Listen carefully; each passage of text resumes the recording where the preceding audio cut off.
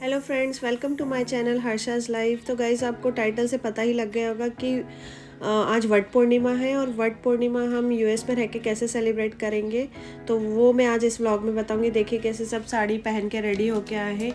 ये व्रत और पूजा महाराष्ट्रीयन महिलाएं अपने पति की लंबी उम्र के लिए करती है और बरगद के पेड़ को धागा बांधकर उसकी परिक्रमा करती है। हमें यहाँ बरगद का पेड़ तो नहीं मिला, लेकिन मेरी एक फ्रेंड ने ये बरगद का छोटा सा प्लांट अमेज़ॉन से ऑर्डर किया है। तो हमने उसको टेबल पे रख के कपड़ा रख के रंगोली डाली और फिर सबने अपनी पूजा की थाली लेके आ गए।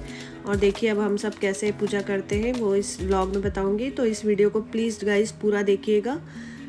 तो सबसे पहले हम दिया जला रहे हैं हम लोग, बट इतनी विंड थी गाइस कि दिया भी ठीक से जल नहीं पा रहा था। बहुत मशक्क़त के बाद आखिरकार वो दिया जला हमारा। फिर हमने इसको रख दिया है। अब हम पूजा करते हैं। तो गाइस सब अपने अपने तरीके से पूजा करते, जिसको जैसे करते थे इंडिया में, जिसको जैसा याद है उस हिसाब से सब लोग अपनी अपनी पूजा कर रहे हैं।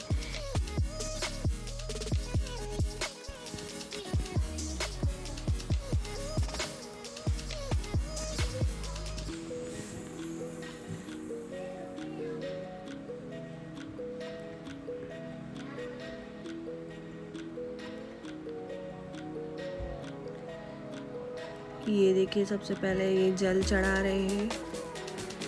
वहाँ बरगद, इंडिया में तो बरगद का बड़ा पेड़ होता था, तो उसकी पूरी परिक्रमा लगा के, तो यहाँ हम टेबल के आसपास परिक्रमा लगा रहे हैं और ये जल चढ़ा रहे हैं।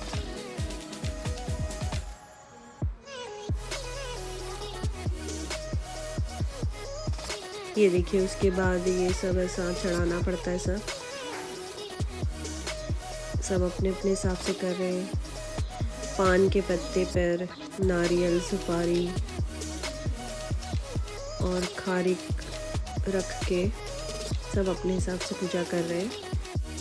आम को भी धागा बांधकर उसको चढ़ाया जाता है इस पूजा में। और अभी हम सबकी एक एक करके सबकी पूजा हो चुकी है। अब हम परिक्रमा लेने वाले हैं धागा बांध के।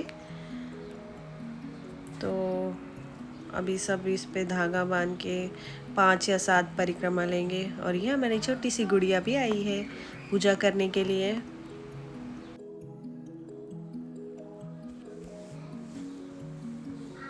तो आप 5 या 7 कितनी भी परिक्रमा ले सकते हैं। ये व्रत और पूजा क्यों की जाती है, इसके पीछे भी एक कहानी है, एक मान्यता है।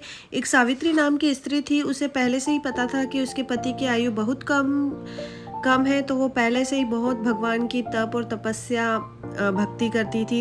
लेकिन वो समय निकट आ गया जब उसके पति ने बरगद के पेड़ के नीचे शरीर को त्याग दिया। उसकी मृत्यु हो गई और जब यमराज उसके पति को लेने आए तो वो भी यमराज के साथ पति के पीछे पीछे चलने लगी। उसकी तपस्या, उपासना और भक्ति को देखकर यमराज बहुत प्रसन्न हुए और उसे वरदान मांगने को कहा। तो उसने ये वरदान मांगा कि मेरे पति की 100 संतानें हों। यमराज उसकी भक्ति से इतने प्रसन्न हुए कि उसे ये वरदान दे दिया। सावित्री की कड़ी तपस्या भक्ति के कारण उसके पति को नया जीवन दान मिला।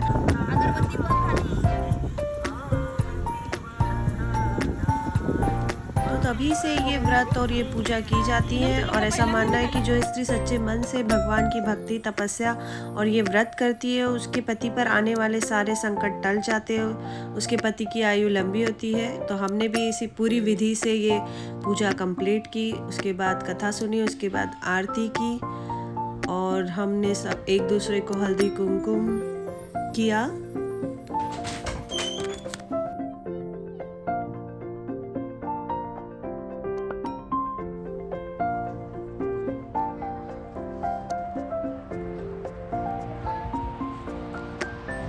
हल्दी कुमकुम के बाद हमने सबको एक दूसरे को आम की ओटी दी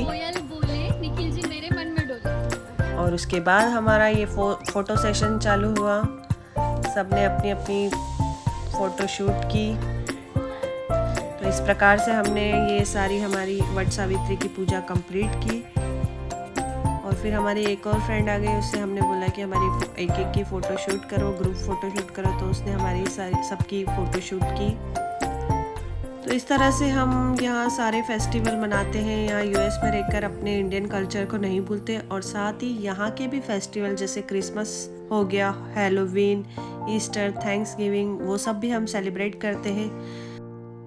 तो गाइज़ ये मेरा वट सावित्री की पूजा पर ये व्लॉग था, तो इसे लाइक शेयर सब्सक्राइब ज़रूर कीजिएगा और फेसबुक पेज पे फॉलो भी करिएगा, जिसका लिंक मैंने डिस्क्रिप्शन बॉक्स में दे दिया है। और मुझे इंस्टाग्राम पे भी फॉलो करिए प्लीज़, और उसका भी लिंक मैंने डिस्क्रिप्शन बॉक्स में डाल दिया है।